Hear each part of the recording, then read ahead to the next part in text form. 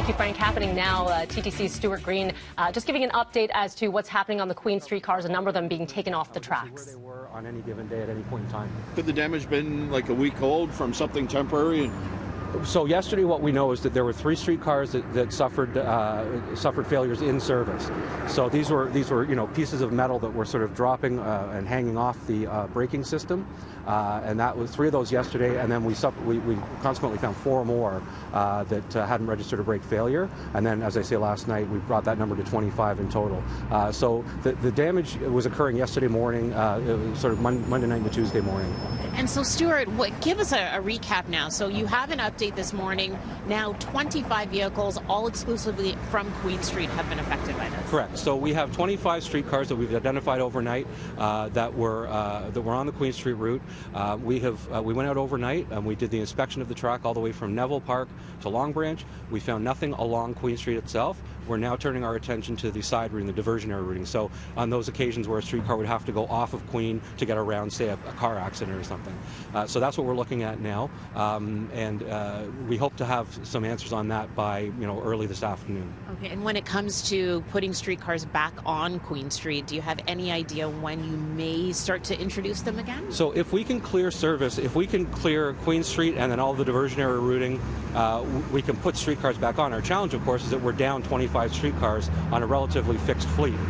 So what we might have to do is bring in low-floor streetcars from, say, Carleton, and put them on Queen, and then put buses on Carleton. So we're going to have some juggling to do, even if we can get service back on the Queen 501 route.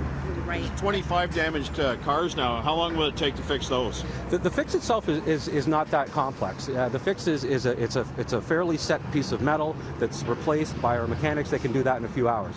The challenge with that is that we have parts that we need. So we've sourced some parts that we have in stock. Bombardier is helping us locate other stock for this particular part. So once we get all of those pieces in place, then we can start replacing them. We put 2 new streetcars into service yesterday that were just recently commissioned, so that helps offset that a little bit. But our challenge now will be the time to repair the streetcars, the 25, and sourcing the parts for it. What if nothing is found on those diversionary routes? What if nothing's found? Or are you just going to go back to business as usual? Yeah, we will do. Our whole priority through all of this has been safety, right? It's safety first all the time, which is why we stopped service yesterday.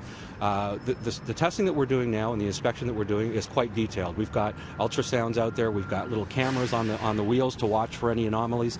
So we're doing a lot of work in terms of safety. So if we clear the entire 501 and diversionary routes, we'll bring streetcars back. It may be, as Cam mentioned, it may be that there was a temporary issue with maybe one of the switches or something that sort of resolved itself. We'd never know that, but until we can actually clear all of it and make sure that it's safe to run service, we won't run service. Thank you so much. Again, that's Stuart Green from the TTC. Again, they don't know exactly when they're going to be reintroducing streetcars. It could be sometime later this afternoon in time for the afternoon rush, but as of this morning, 90 buses still operating right from Neville Park all the way out to the Humber Loop. Mel, I'll send it back to you. All right. Thank you for that, Tammy, providing us that update from Stuart Green from the TTC.